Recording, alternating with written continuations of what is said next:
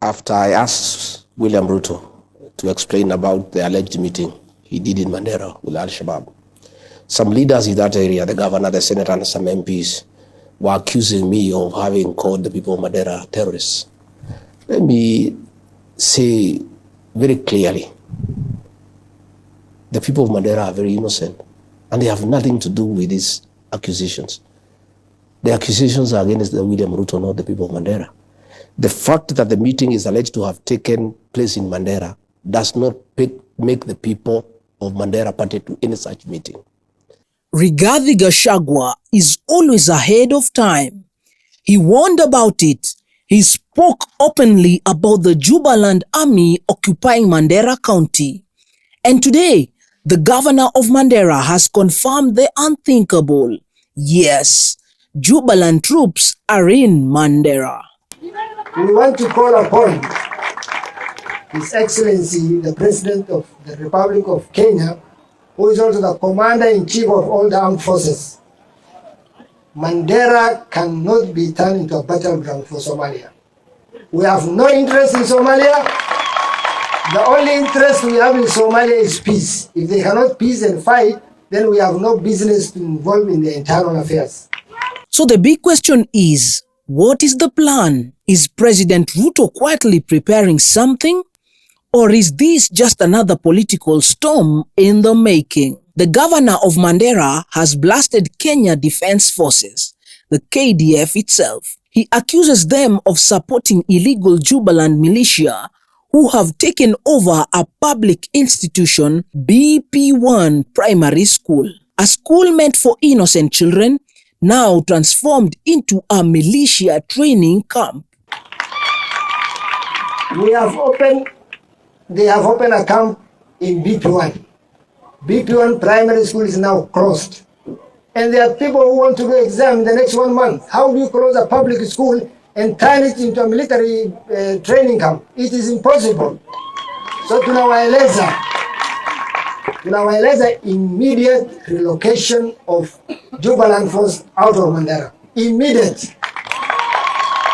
I want to tell them, if you don't do it, we will do it ourselves. Inside those walls of BP1 Primary School, children should be preparing for final exam in the next 2 months. Instead, their classrooms echo with the sound of marching boots. Pens and books have been replaced with rifles and drills. How can a community accept this? How can a nation justify it? The crisis opens old wounds. Mandera has long been at the front line of insecurity. Al-Shabaab attacks, cross-border clashes, and political neglect have left communities feeling abandoned. The presence of Jubaland militia is not just about security. It is about sovereignty.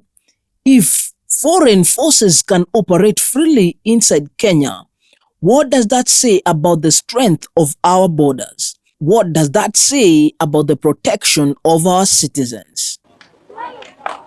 Kama unataka unasaidia peleka Somali, saidieni huko. The Somalis are flat. You cannot.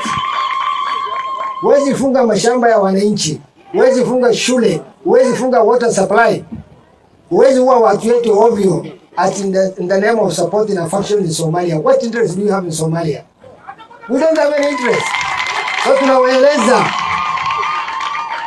CS defense sujia kwa wapi? I've never heard of that lady since she was appointed. Sujia anafanya kazi gani? KDF must pull out of supporting the Jubaland force. They must relocate Jubaland from Mandera County. Number 2, we want to also ask our Ethiopian neighbor. Our Ethiopian neighbor, please, even yourself, keep out of Mandera. If you want to support Somalia, there are a lot of border interests you can do. You have a long border with Somalia as Ethiopia. Don't use Mandera town as a support base. Some believe KDF's involvement in Somalia began with good intentions to fight al-Shabaab under AMISOM or ATMIS. But Along the way, politics got entangled with military operations. Nairobi was accused of backing certain Somali factions, especially in Jubaland. Critics say this has created a dangerous double game, fighting extremists on one hand while enabling militia on the other. And now, the evidence seems undeniable. A Kenyan primary school turned into a militia base. But what is President Ruto's plan in all this? Is he silently orchestrating something behind the scenes, or has he lost grip of the security machinery? The whispers about tunnels at State House may sound like rumor, even comedy, but they reveal something deeper, a growing perception that those in power are preparing escape routes instead of solutions. Rigathi Gachagua's word now ring louder than ever. Was he warning us of something bigger? Was he pointing at a crisis long before the rest of the country paid attention? And if he was right about Jubaland forces in Mandera? And I have seen a concerted effort to try to draw a wedge between me and the people of Mandera and the people of northeastern Kenya. And let me take this opportunity to say that I have tremendous respect for that community. Those are very honorable people. And myself, I do business with people of the Somali community. And indeed, Yvonne, one day if you want to do business, the Somali people are very good people to do business with. Their word is like a banker's check. You don't even require a written agreement. I do business with them. Where I come from in the mountain, we live with the Somali people. In fact, in a place called Nyanyuki, that is Laikipia East constituency. The Kikuyu nation there elected a Somali as member of parliament when they are only 3% of the population. Here in Kamukuji in Nairobi, the Honorable Hassan has been elected by the Mount Kenya people for more than 3 times. We have a very good working relationship with the people of northeastern Kenya, and I don't want leaders who have an issue with me as they try to defend William Ruto to drag in the people of Mandera. Okay. The people of Mandera have nothing to do with this thing. Those are good people. In fact, they have borne the brunt of attacks for many years. And even as we speak today, half of Mandela is occupied by forces from Jubaland, you know. And I would have expected these leaders over the weekend, the governor, the senator, the MPs, who are making a lot of noise about Rigathi, to have defended the people of Mandera from the incursions by forces from Jubaland instead of castigating Rigathi Gachagua. So I wanted to clarify that the allegations we have made against William Ruto, he is not from Mandera, he is not Somali, he is not Muslim. Let nobody drag in the people of Mandera, the people of northeastern Kenya from our issues with William Ruto.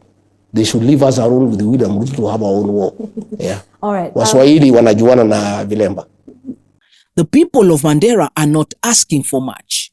They are not demanding billions in development. They are not demanding power. They are simply asking for peace, for dignity, for the right of the children to sit in a classroom, not in the shadow of foreign guns. The governor has made it clear, if they don't act, the people will act. If they don't remove the militia, we will remove them ourselves. This is not an empty threat. This is the voice of a county ready to rise. A county tired of being ignored. But what happens if Mandera citizens take matters into their own hands? Will Kenya descend into a dangerous confrontation between citizens, militias, and even its own army? Or will this be the turning point where Nairobi finally listens? This crisis is bigger than Mandera. It is about the soul of Kenya. It is about whether we protect our borders or surrender them. It is about whether we stand with our children or abandon them. Mandera is calling. Mandera is crying. Mandera is demanding justice. And the nation must decide, will we stand with them or will history remember that we stood aside? This is not just Mandera's struggle. This is Kenya's struggle. Peace must prevail and the voices of the people must never, ever be silent. I've been your one and only Director Jao, and like I always tell you, that whoever has a brain, sense is expected.